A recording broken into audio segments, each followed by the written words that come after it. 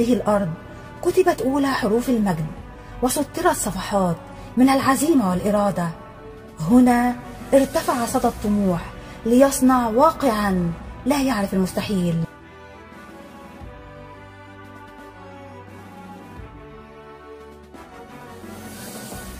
هنا على هذه الأرض شيدت القلعة الرياضية منذ عام 1955، والتي صنعت الرجال الذين رفعوا راية مصر عاليا ومثلوا مصر في المحافل الدولية.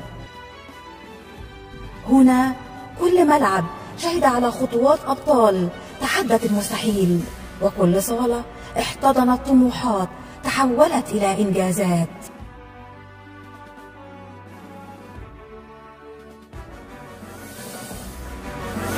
كل ذرة على هذه الأرض وقفت شاهدا لجهد بذل للوصول للقمة.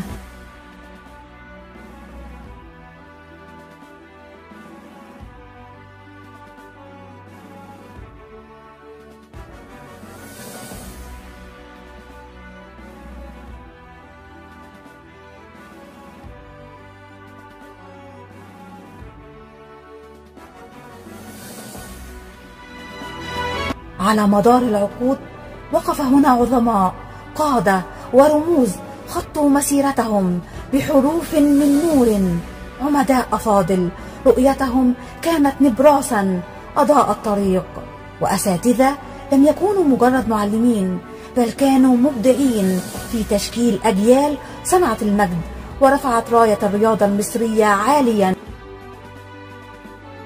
واليوم جاء دورنا نحن الامتداد لذلك التاريخ العريق، نحن الذين سنحمل الشعلة ونضيف فصولا جديدة في سجل البطولات بروح لا تقهر وعزيمة لا تنكسر. ونحن على هذا العهد ماضون، نفتح الأبواب لهذه القلعة الرياضية العريقة ونجوب أروقتها لنستعرض معا كل قسم ونتعرف على كل رياضة. انتظرونا في جولات حية داخل هذا الصرح الرياضي العملاق، كلية التربية الرياضية للبنين بالإسكندرية.